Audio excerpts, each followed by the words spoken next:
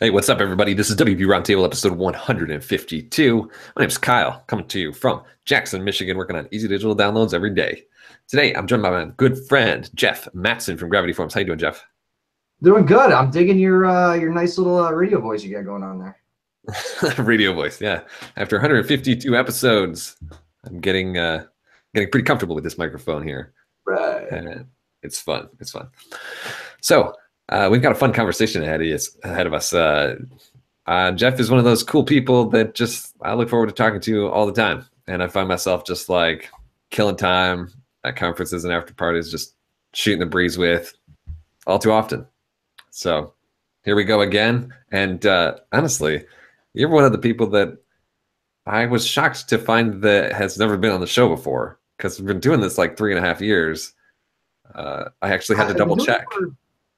I've been on quite a few podcasts, and but not this one. And this is also a landmark podcast, of course, because I'm not wearing glasses. Unbelievable. Yeah, people Fantastic. recognize you probably. Yeah. Shoot. Yeah, it's wild. I seriously had to double check because I thought we had already talked to you like years ago. But Nope. whatever, here we are. Not once. Before we dive into your background, talk about all the cool and not so cool stuff that you enjoy doing. I'm going to share our quick picks of the week real fast, and this is just part of the show where each person shares something that they think is interesting and new and relevant, just worthy of sharing. I kind of enjoy these posts that come out now and then. There's a blog post on codeandwp.com where they did a pretty thorough recap of the evolution of the WordPress UI. And those are just fun to look at now and then. I've seen that other people do them in the past, but this one particularly is very thorough with screenshots for every release, like since the beginning, every major release, and tabs for different views like the dashboard and writing a blog post and the login screen and so on, just to see how every important interface has evolved over the years. And it's pretty cool to look at, just like take a walk down memory lane, try and figure out like when was the first one that I encountered WordPress. For me, shoot, that was probably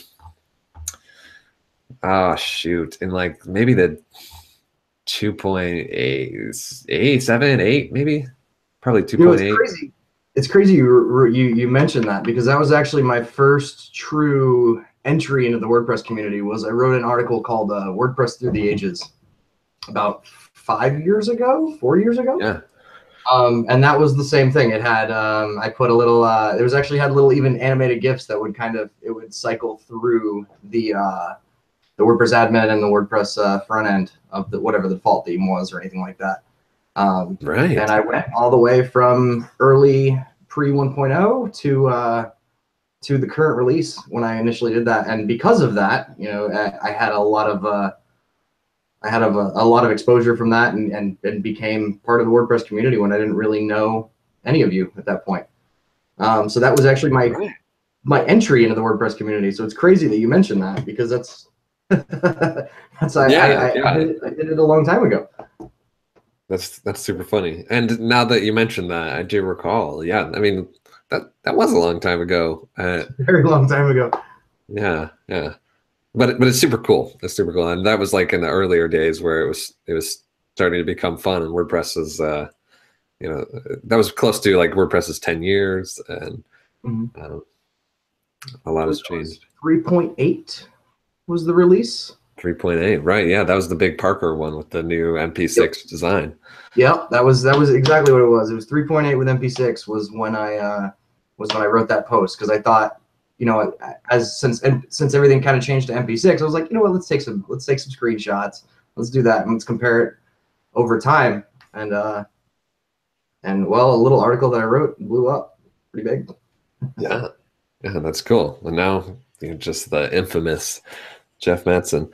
The Jeff Matson. Yeah. So that's pretty cool. I like the post. I like posts like that, and seeing those now and then. We haven't seen a huge evolution in the admin design since 3.8, only just like subtle changes. But yeah, maybe a time will come before too long I mean, how long did we go? How many years did we go on the previous iteration? That like light gray. Yup. Uh, that was like 2013, and we got that in originally in 2008. So that was like 5 years. Yeah, it's been a while. I think, yeah, it had to have been about 5 years now that I'm thinking about it. Right around there. Sounds So about now right. we've had like the MP6 look for more than 4 years. Right. Yeah. So I don't Uh, know. it'll be good. I think there's going to be a lot more changes coming, in the future. I think after Gutenberg, I think there's going to be more of an admin change going on. Whereas now it's gonna with Gutenberg, it's gonna change kind of how the way you write content and everything. Mm, And in that, we're basically, you're entirely basically removing the post editor in some aspects. And I think after that is going to be a natural evolution into kind of changing the entire way that you interact with all of your settings and things like that as well. sure. Sure. Time will tell, but I think there will be some major design changes. Crazy predictions from Jeff. Here we go. You heard it here first. Yeah. You got anything fun to share, Jeff? You know what? I was thinking about this, right? I was saying what would I share, but I shared my original article if you want to dig that one up. Oh But yeah. I was thinking and I was looking around and kind of seeing what I had, and here's what I have to share here. I have these pretzel shells, right? And they're absolutely delicious. I've never had those. What are those? So what they are is they take the pretzel and they're hollowed out. So like instead of like having something inside them, there's Mhm. nothing inside them. Whoa. This perfect like little crispy crunchy thing. So check those out. That's my pick right there. Wow. That sounds like a kind of a fun take on a pretzel. Just like It a really is. straw, pretzel straw. Yeah, it's basically a pretzel straw. My wife brings home all kinds of fun snacks when she goes to the grocery store. Speaking of which, I don't know where she is. So she must be at the grocery store. Um, Could you like but use it as a straw, like in cheese I guess sauce or something? maybe we'll even try it here. We can. You gotta. So the ends are kind of closed though. So you kind of have to bite off the end of them. Okay. So oh, it cracks in half. You can't do it. Ah, dang. They're just too crunchy and crispy. That's Man, great. Okay. Well, that's my pick right there. that's a good pick. That's a good pick. Check out pretzel straws or whatever they're called. How often do people really pick food as their pick of the week kind of thing? I don't know. I mean, it happens. Probably not that often. Everybody else is unoriginal like me. A WordPress related blog post. Boring. If everybody in the WordPress community ate these pretzel straws, they'd be so much happier and get so much work done. So that is my productivity tip as well, is just make sure that you get some pretzel straws and then your productivity will go through the roof. Wow, that's amazing. Clever guy. Well, Jeff, let's learn a little bit more about you. Sure. How about that? Okay. I wanna go back a little bit. We just briefly alluded to your entrance into this WordPress community, which you've been pretty active in over the past 4 or 5 years. Mhm. But let's go back a little bit further than that. Talk about how you ended up here.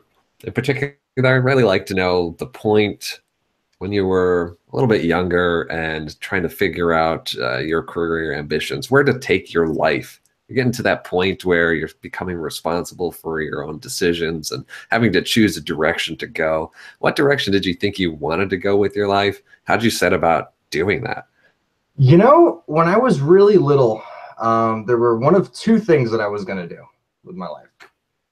One was far more likely, and is what happened, and the other one was much more unlikely.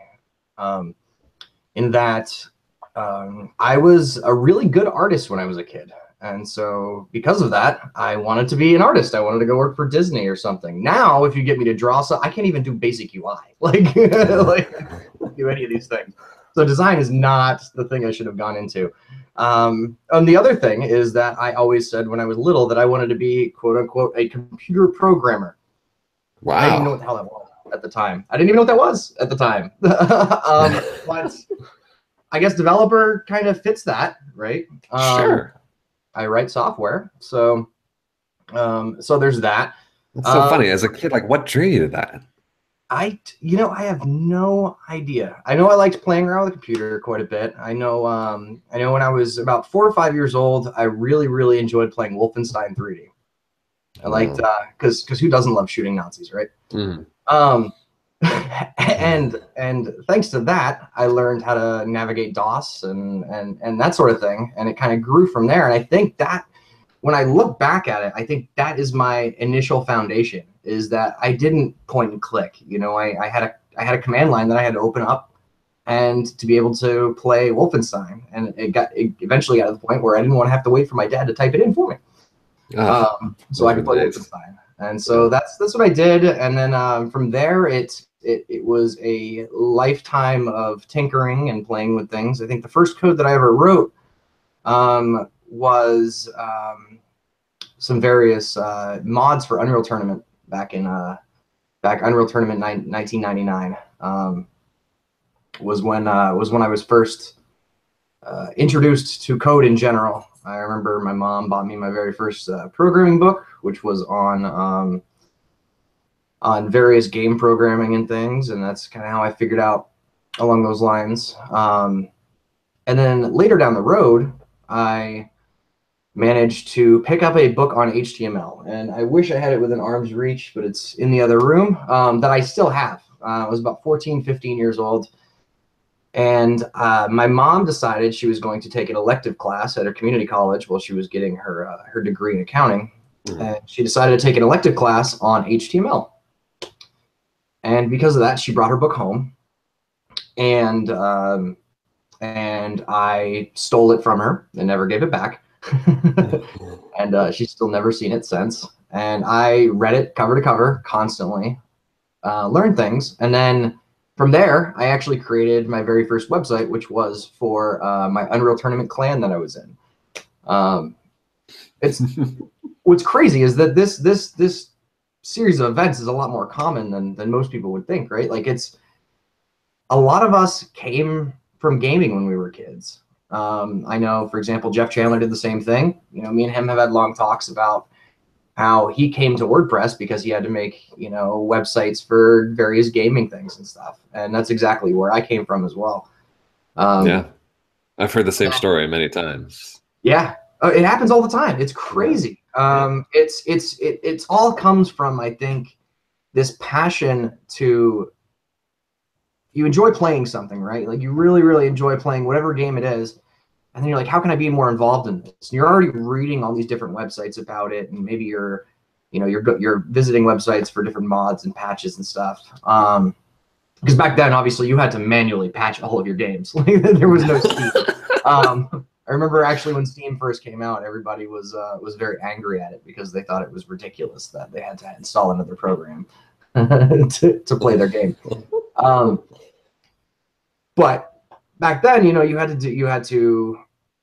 everything was kind of directly revolved around fan sites and that sort of thing. And from there, I also wanted to create my own fan site. I think that's where a lot of other people came from too, is just enjoying and kind of learning and playing with something and creating something. And that's the drive that we still all have, right? We all just want to create something cool. I just want to make something absolutely awesome. That's oh what it's heck yeah, every day.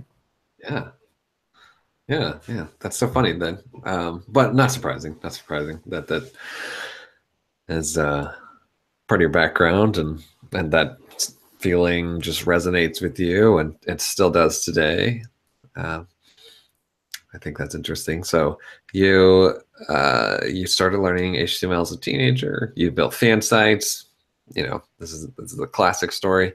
Mhm. You know, what were some of your next steps? Were you doing that, you know, professionally at any time? Did you start like making any So money? when I was when I was 16 years old, I got my first job in web development, quote unquote web development. It was a very small, little mom and pop operation, literally a husband and wife making websites for different companies. I actually got fired from that job. We're not talking laid off, let go, agree to disagree kind of thing. Straight up fired. And the reason why is I told them, this was back when CSS is first becoming a thing. And so they were building everything in tables. And I told them over and over and over again, look, you guys need to learn some CSS. Stop using tables. Stop building it out in Photoshop and slicing all the pieces and dropping them in tables. This is not working. And then, and along the lines of, I also told them that they need to be running Linux servers, because at that time I was tinkering around a lot with Linux. I really enjoyed it. This is back like Fedora Core 2, like barely out of Red Hat 7. And so I tell them that. I'm like, you need to do this, you need to do this, you need to do this. And they're like, we are Microsoft partners, and we do this, and we only write in ASP. And I'm like, yeah, good luck with that one. So needless to say, that company is no longer in business and hasn't been in business for quite a many years.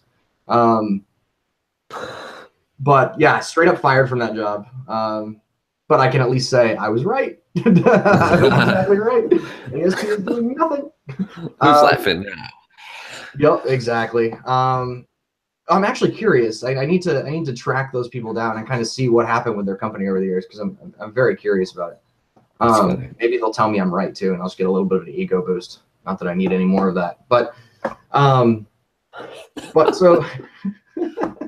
So I went, so I started doing that, and then I eventually, fast forward a few years, I was working at, well, simultaneous actually. I was working at Circuit City. Fast forward a few years, get laid off from Circuit City. And then I did a few other side jobs here and there, launching servers for various people on the side. Being a high school dropout in tech at that point was a little hard, because I didn't have I didn't necessarily have the whole code examples and portfolio that I have now, right? Like nowadays, nobody cares what my education is. I'll run circles around a lot of people's code anyways, you know, and just all I got to do is show people, hey, look, this is what I can do, and I do a great job at it. Hire me. But now, but back then, you know, I couldn't find much. So I found a couple of odd jobs on Craigslist, did that sort of thing.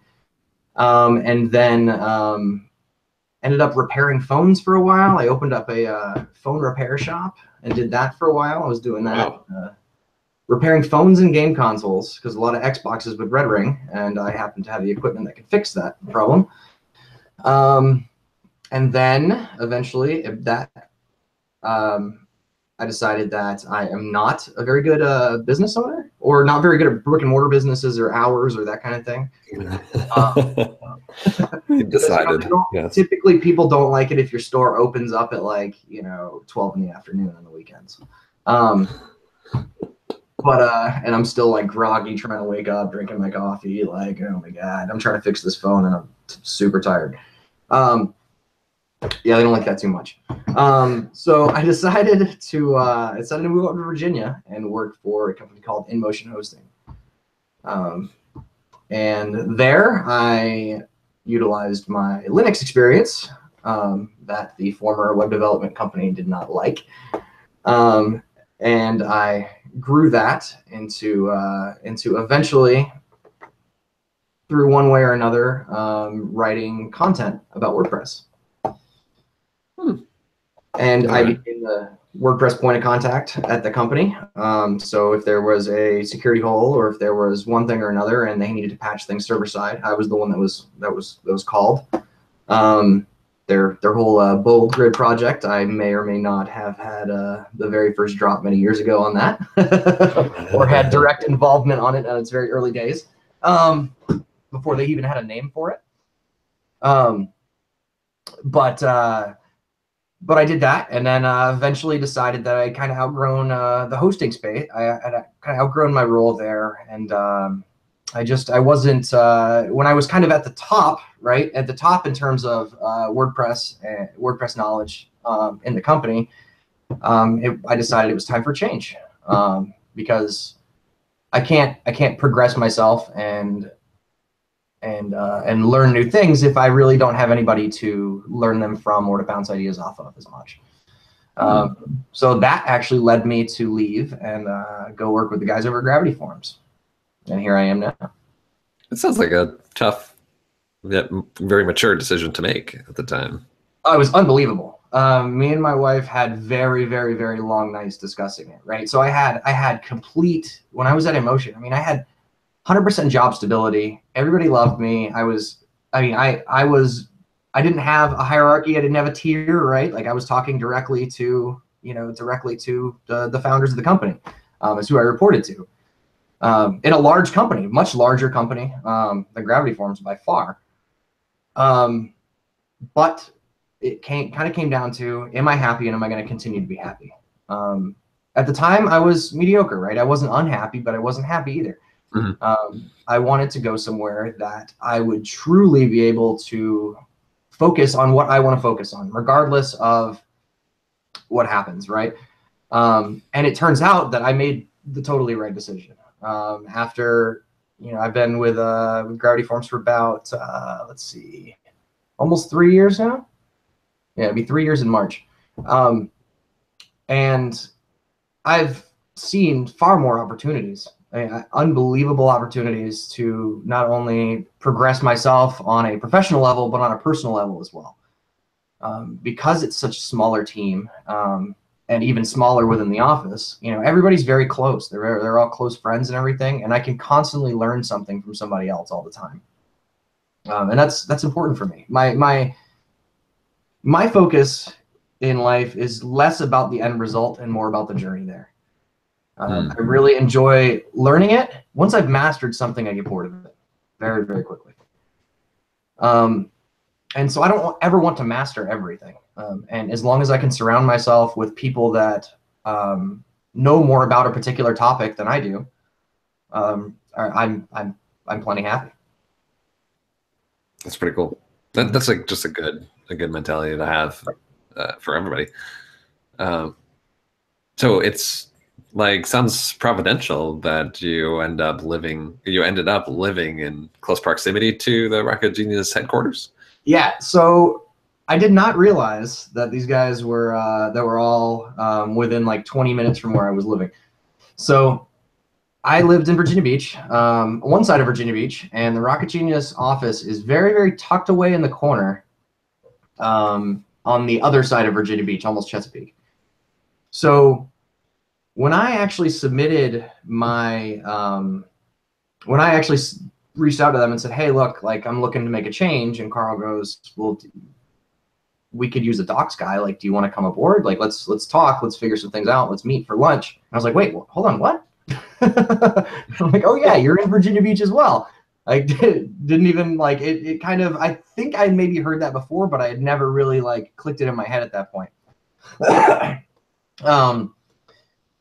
And then so we met for lunch a couple times, and sure enough, now I work for the company, and I'm unbelievably happy. Yeah, that's pretty cool. It's a completely different mindset. It's very I'd say like the kind of beach mindset kind of exists in the company almost. Like everybody's kind of like does their thing, does what they need to do, but does it well. Wow, the beach mindset. I've never heard it called that before. It's the beach mindset, man. Like when when you're on vacation and you're laying on the beach, there's no concept of time, right? You're not going, oh, well, I got, it's this time and I need to be here in 30 minutes and I need to go do this and everything. You're just chilling. You're just relaxing. You're sitting there on a Sunday laying on the beach. And that's kind of where I see, kind of how I see, the Rocket Genius company operates is that everybody, there's no stress. And by eliminating the stress, you have far, far, far more productive people.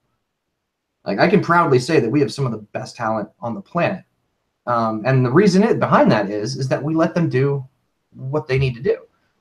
So if the whole thing is it blew my mind when I realized when I first joined on, and I realized that I could commit code directly to Gravity Forms and push it out to all these millions of customers. Being like the brand new docs guy, right. But the mentality is that if you have the skills to do it, just do it.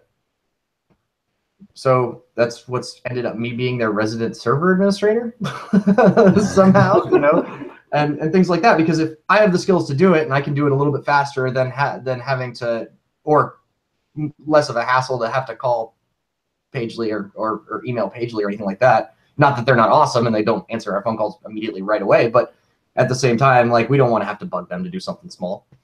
And so that's when I, of course, have to make those changes. But it's along the lines of, if you know how to do it, just do it. Wow, that's remarkable. I don't know, actually, you're the first person from the company who's come on this show. I don't know a lot about how the company works, who else is on the team, the size of the team, or how many people are like in Virginia Beach and so on. So I think I counted the entire company, excluded all the full-time people at least. There's a few contractors here and there. But full-time, I think I counted us at like 12 one time, maybe 12, 13. Like we're not that huge. And then we have like, let's see, 1, 2, 3, 4, 5, 6, 7 of us in the office now. Used to be 6. So about half and half are remote, half are in Virginia Beach. The other half is Chicago, Florida, 2 in Spain, 1 in England, 1 in the Philippines. I feel like I'm missing somebody, but that sounds about right. Yeah. 1 in Costa Rica most of the time. Oh, yeah. Well, yeah, you got Carl in Costa Rica now. Well, I still count him as Virginia Beach. Yeah. Yeah.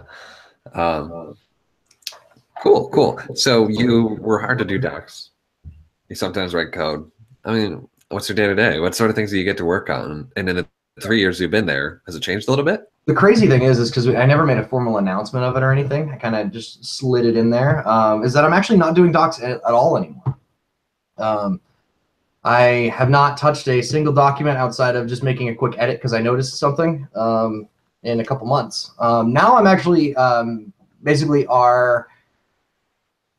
so I think our official title, we were trying to figure out what title to give me. I think the title is along the lines of community evangelist or, something like that, brand evangelist. I don't know, whatever I want to call myself that day, I guess. But essentially now I'm heading up all of our marketing efforts. So now if anybody's been following Gravity Forms, you'll see that we've been posting a lot more blog posts. We've been posting a lot more on social media. We're really getting out there quite a bit now. And that's because I switched over to this new role. It's all me behind that. So be nice to my blog posts and stuff. Be nice. But so now I'm handling all of those efforts. So now I'm doing instead of the burden going on to various others of the company, the various founders, the 3, of handling sponsorships and kind of working out little various business development deals and stuff. That's now on me as well. So like our WordCamp US sponsorship I handled, and the the various other deals that you kind of see in sponsorships going around. Because basically like it gets to a point when you build up this company as a founder and you get up there, but you're still handling all the sponsorships. At some point, you got to turn those over to somebody like me, so that you can focus on all of the other aspects of your business instead of just answering emails. Yeah. So wow, that's why I took that over, and that's it's been cool. going great. You're excited about it? Oh, I'm loving it. I'm absolutely loving it. It's a certain amount of power that I have now, right? Like it just kind of feeds the ego a little bit more. Like, everything I do is ego driven. We had a conversation with Liam Dempsey and Lauren Pittenger one night at WordCamp US, and Liam said something along the lines of, there's a few different motivations for people, right? There's some people are motivated by money, and some people are motivated by fame, and some ego, different things like that, or maybe a combination of all of them. And I very very vividly recall myself immediately as that conversation entered. I go, yeah, I'm 100% ego. Like that's why I do what I do, is to make myself feel good. And so by taking over the marketing stuff, like I feel like I have a little bit more power and I have a little bit more responsibility. And because of that, I'm extremely happy because that's what I operate on. I operate on ego. And that is a lot of responsibility. I mean, representing such a prominent brand in this community. And it hit me a few weeks ago. It really hit me, and I go, oh my God, these guys are trusting me 100% with their entire brand. Like if I do something crazy, Like if I somehow like turned into a neo-Nazi or something, like some of these other guys have done, that's on the brand. That's their Yeah, entire company. They're placing their company in my hands, and to to to have somebody do that is a real. It shows my accomplishments. It shows me that what I'm doing isn't necessarily for nothing. That I'm somebody who can be trusted with an entire brand. that's amazing. Yeah, and it really does. It really does say a lot. There's nothing like, I mean, just handing someone your brand as a founder. I've been in that position before, and I know the difference between hiring somebody who's behind the scenes. If they mess up, whatever, I can figure this out. But having someone like on the front lines, interfacing with customers, representing me, I mean, that's like Right. putting your fragile baby in their hands. Yeah, exactly. It's incredible. Yeah. And their entire, if it's a little more pressure on me too, right? So I was at the same time, like I was like, wow, this is great. But then at the same time, I also thought, oh my God, like now I have all of this responsibility just on my shoulders now. Don't screw it up. Yeah, exactly. If I mess up, like it's not just my lifeline on the line; it's this entire company's. Like I can't let them down, and especially being me, right? We've had a lot of conversations, and I'm not exactly like super like straight laced kind of guy. Like I'm a little rough around the edges. No, not you. I'm a little vulgar, I'm a little, this and that, and my approach is not entirely conventional. I don't know if that's a good thing for me or a bad thing for me, but obviously it's working well. So Sure. we'll That's cool. keep going with it. That's super funny. Like I said, you're the first person from the company to come on the show, and I'm always curious about this market that, I mean, in a similar market but a little bit different. And you're in the WordPress forms plugin market, and I'm totally curious about how things are going a little bit. And what I know is that Gravity Forms is like the first one, the first big one, early awesome premium WordPress forms plugin. Just crushed it in the early days and has been always since. And that's been a while now. The Gravity Forms has just been like the leader, and you guys definitely still are. But the landscape is still different now than it was in the early days of Gravity Forms. Like the market is much bigger for sure. WordPress's market share is significantly larger. 30% now, I believe.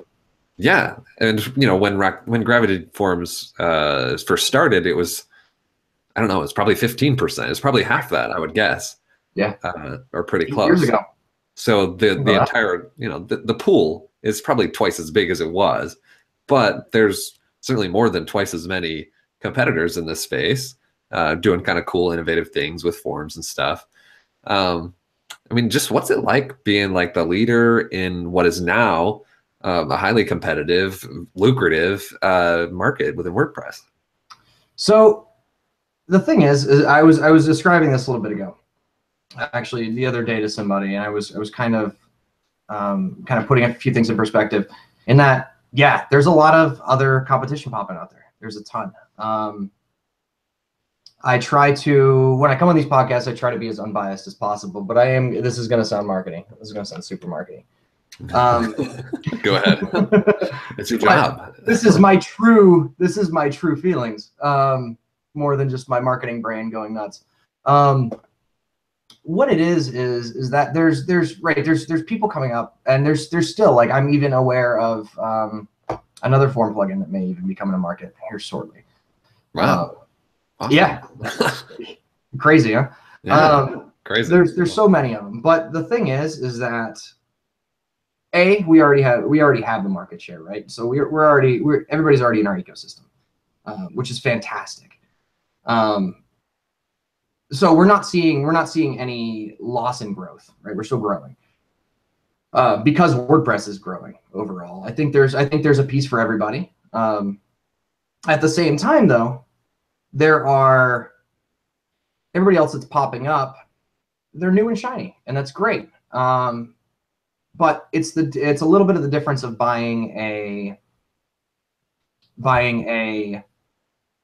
Kia versus buying a Mercedes, right? They both personally, I drive a Kia, but but personally, you know, when it comes down to the reputation, that's what we really bank on, right? Mhm. We have the strongest reputation, I think, of any WordPress plugin out there. Like, we have a very, very, very strong reputation. And so comparing it to the Kia and the Mercedes, they both may be a great car. They fit your needs perfectly well. They both may last just as long. But there's a certain status and reputation to the Mercedes, and that's why their prices are higher. When in reality, they're kind of the same car, really. You know, they do the same thing. They have four wheels. They both go vroom vroom. You're a car guy, I can tell. Right? Yeah. What's crazy is the deepest I ever go in car repairs in the slightest is one day when I actually took a chip out of my car and resoldered it to fix it. That's as far as I go. Still, basically a computer part. I kid you not. It's a story for another time, but it's a fun one. That's great. But that's the difference, really, when you're looking at us versus all of the competition. You know, if you're building out a super basic contact me form that just emails you, sure, any of them do it. You know what I mean? But if you're looking for something with the reputation, something that's trusted by companies all over the place. I mean, look at the Red Cross. Like, they can't afford their forms to go down. Well, who are they using? They're using Gravity forms. You know, you look at, you know, Microsoft or I'm trying to think of some of the other top ones off the top of my head, but there's so many out there that all utilize us, all these massive, massive companies that rely strictly on the stability and reliability of the product. And that's what we pride ourselves in. We're not as shiny. Sure. There's pretty much most form plugins have a nicer UI than us, but we also created our form we created our plugin 8 years ago when we initially designed our UI. And B, we would much rather focus on reliability and stability to be able to help our existing customers that are already utilizing us on a daily basis for massive amounts of data and huge complex forms than we do appearance-wise. Appearance is coming. It'll happen. But, you know, it's kind of a priority thing. And I think that's where the market kind of stands right now, is that, you know, there's a lot coming out, sure. And they all kind of do the same thing when you're needing to do, you know, a basic contact form. But when you're wanting the really complex things, that's where we still are the market leader, and we always will be. Probably. I mean, that's what the evidence suggests. It seems like being first to market was like really, really advantageous. Oh, entirely. Just because there are so many people now in this industry who are like, yeah, those other form plugins, they look pretty cool, but why would I switch if I'm not gaining something? I already know Gravity Forms, and I've been using it for years. So I need a truly compelling reason to switch away, like a major failure on Gravity Forms' part, or a major innovation that you guys have that they don't, and that's not happening. Exactly, and I mean, there's all these innovations happening every day. The thing is that people don't see them. So, for example, in Gravity Forms 2.3 that we recently released a beta of,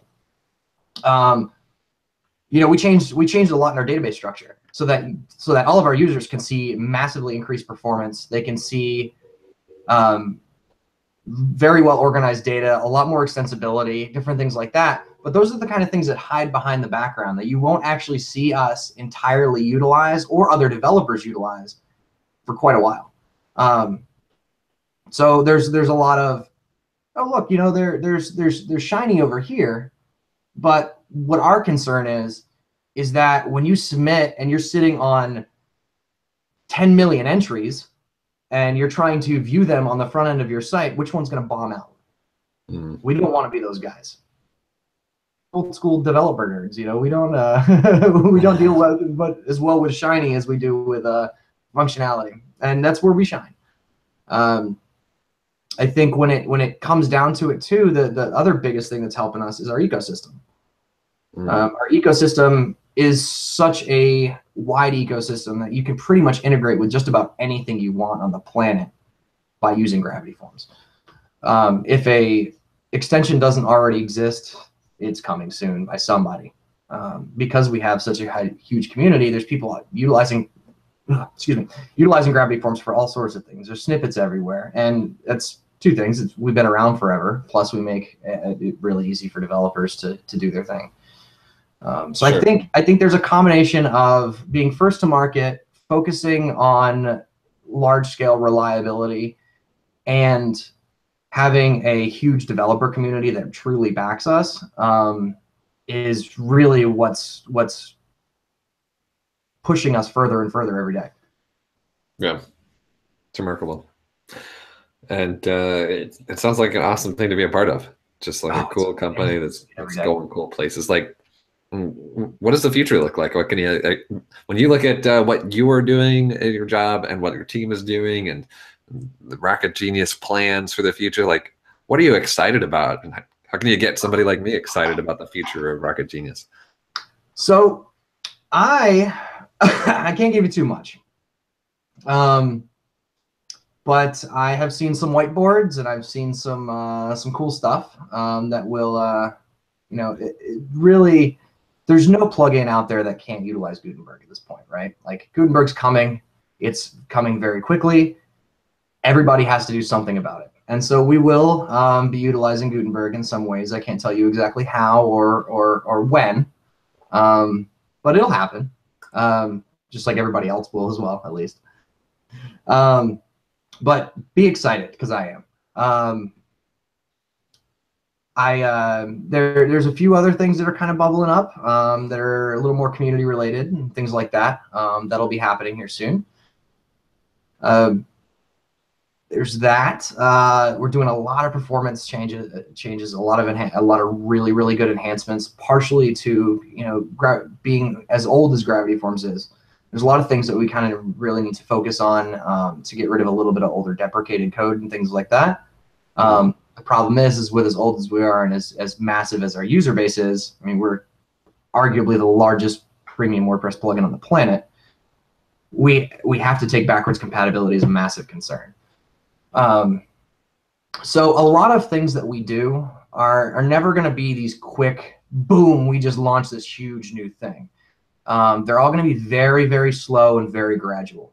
So from one version to another, you might not see a lot. But from 5 versions out, you'll see a black and white difference. And that's why it makes it hard to explain. We got new cool stuff coming, but it's very, very gradual. Part of that is just because to make sure that all of our existing users are happy, right? We don't want to change something. Ninja Forms did it, and it turned out a little bit of a disaster for them, you know, in terms of, you know, they changed their entire UI, they rebuilt it from the ground up, which is great. It needed it. It operates much better than the last version did, and they did a great job doing it. But it kind of leaves those existing users a little bit in the dust, where they have to kind of, if they made their own custom extension for their own purposes, they kind of have to go back, and now they have to have a developer, you know, update it. Right. I don't know entirely how that went for all of their users. I'm not entirely sure, but I do know that quite a bit changed. So that's probably what happened there. Sure. Yeah, that's a hard thing to go through. It really is. I did the same thing when I launched Heartbeat, one of my plugins, Heartbeat Control. I initially created it as a quick solution for InMotion hosting customers to use and for sysadmins to recommend for resource usage. The problem is that when I developed it, I never intended it to have the 80,000 active installs that it has now. So it was zero extensibility, absolutely zero, like it was a drop down that allowed you to do one thing or another, pretty much is what it was. It was actually a set of 2 drop downs, I think, or maybe 3. But it really didn't do much. And I was getting different feature requests like, hey, can I use this on multi-site? Can I fine tune things a little bit more and different things like that? And I was like, well, on the current platform, no, not really. There's really no way to extend it. So what I did is I sat down one night and pulled an all-nighter and rewrote the entire plugin from the ground up. For full extensibility, utilizes CMB2 for all the custom fields in the admin. There's hooks everywhere. Everything's class-based, so you just extend a class and call it a day, and it auto-loads it. It's a really nice code base. The problem is when I pushed it out, I didn't account for quite everything. And so when I did that, I broke some sites, and then I launched it. The first support ticket came in and said, hey, I have a really small edge case that's happening on like a very specific PHP version kind of thing. And I was like, okay, here's a patch. And I pushed out the patch and went to bed. Little did I know there was a fatal error in that patch that I pushed that caused all of anybody, at least who pulled the plugin, which it looked like it was only about 5,000 users. I don't know. Got a fatal error on their site. No way to change that without fully removing the plugin directory, that directory from the plugin. Right. But yes, so that happened. And so I know how those growing pains are for sure. And they're not fun. That's terrible. They're my dogs. My wife just got to close my door here. Before you guys start just hearing my dogs bark and my wife yell. Yeah. So that's cool. You've got dogs. You're recently a homeowner. You got married not too long ago. So what's life like for you outside of work? Life rocks. And that's part of the whole. I hate to circle it a little bit at work a little bit more, but that's kind of how we operate at the office a little bit more is take care of yourself. And if you do that, you'll take care of work too. But I just picked up, I just got a brand new house. Literally, it was built 3 months before I purchased it, or it started building 3 months before I purchased it. I have a fantastic wife that we got married. Let's see. Oh, she's gonna kill me for this one. Almost 3 years ago. Wow. Been together for almost 10 now at this point. Living together for about 9. But yeah, I got that. I mean, I got 2 great dogs and a cat. I'm loving life. Life is good, man. Yeah, that's super cool. You have like any special hobbies and pursuits that occupy a lot of your personal time? My personal time, a lot of it is just building something cool, right? That's my fun thing to do. Is just to build something that I like. Whether it's a marketable or sell, if I can sell it, cool, whatever. I'm very bad at selling my own products. But I just like to make things. And so a lot of times what I'll do is I'll spend my time just going, oh, I wonder if I can write a little bot that can scrape this, and make my life a little bit easier on this tool. Or I wonder if I can make my own tool to spin up my own development environments, or different little things like that just make my work life a little simpler, but I can have the fun on my personal life. Outside of that, that doesn't involve tech or code. I really enjoy going to the range and shooting my guns. That's very much a very calming. Anybody who does any shooting a little bit, they'll definitely say the same thing, is that it's not necessarily the loud and the violence of it being a gun and a deadly weapon, but it's the calming of sitting there and very focusing as hard as you can on that target to get everything perfectly lined up, and make sure you're making sure your form's right. You're making sure that everything is just flawless, that you hit that target perfectly. And you really have to close everything else out. You really do, especially when you're at an indoor range and there's gunfire everywhere surrounding you. It becomes extremely distracting. As much as you have your protection and everything, it still doesn't block everything out. Then you have people talking and all kinds of other stuff, and basically you have to cause yourself to just have complete tunnel vision and just focus directly on the point that you're looking at. And I love it. It really just relaxes and calms me down. I wish I could play more video games. Unfortunately, I don't. one of the biggest things that me and my wife have in common. We really don't have a whole lot, which is crazy because like as much time as we spend together, we have like not much in common at all, with the exception of good conversation and both being smartasses. Is that we both really enjoy music, and so that's more listening than playing. So a lot of nights I'll sit and once a week I'll go through my Discover Weekly. Thankfully it's Monday, so we'll probably do that tonight. I go through my Spotify Discover Weekly and we sit down and we just listen to every track on it.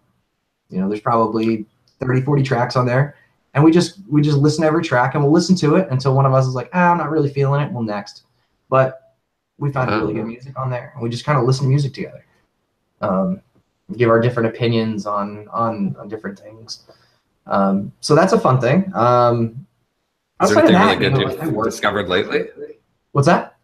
Anything really good that you've discovered lately? Nothing I can directly recall because it's a lot of obscure stuff that pops up a lot. So I'd have to kind of dig through my Spotify.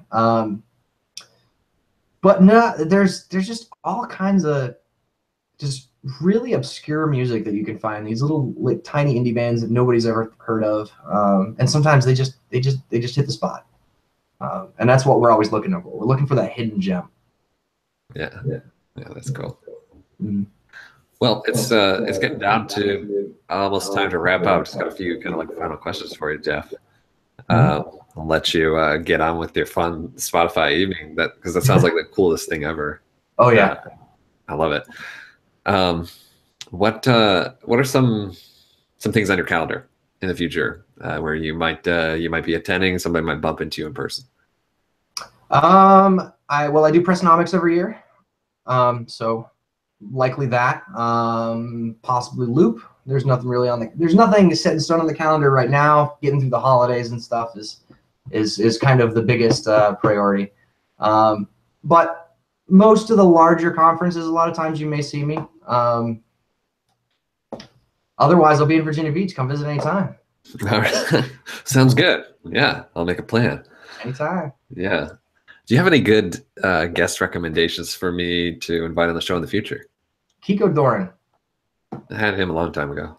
Oh, did you? You got Kiko on there? Of course. Dude, I tell you, I could talk to Kiko all day. He's great. So could I. Have you ever had Liam Dempsey on there? No. Get Liam on. Okay. Liam's a good guy. He reminds me a lot of Kiko, like a lot of Kiko. Really?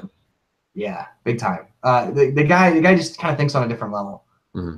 He's a really, really good guy to talk to, and kind of opens up your brain in different ways. So yeah, definitely get him on there. I'm trying to think of who else I know that you may not have had on the show. Most of my friends have already been on. Yeah. But yeah, get Liam for sure. All right, that's a good choice, Jeff. Thank you. Anything you want to share with people before we sign off and call it a night? Just like how to follow you, or just like you got anything to plug that's relevant these days? Yep. So you can find me at mostly on Twitter at the Jeff Matson. I'm also the Jeff Matson on most places, with the exception of my website, which is jeffmatson.net, until I find the guy who owns the .com. That has been sitting on GoDaddy for about 10 years now. Oh boy. Yeah, he's at Parks, never had a website on it for quite a number of years, unfortunately. But so it is jeffmatson.net. You can find me there. Most everything I do is on Twitter. So yeah, just jump on Twitter and I'm always there. Jeff Matson on WordPress.org. Usually just my name somewhere. Yeah. All right. Well, good. Awesome. It's been awesome. I really appreciate you coming on the show and joining me today and just shooting the breeze with you. As I always enjoy. I always do. I hate having like a cutoff point with our conversations because they're usually pretty fun. But thanks for joining me. Yeah. We'll talk again soon, I'm sure. I hope you and your wife have an awesome holiday. Thank you. Yeah. And, enjoy the holiday with the new baby. Thank you. Thank you. We will. Have a good one. Yeah. Thanks, Jeff.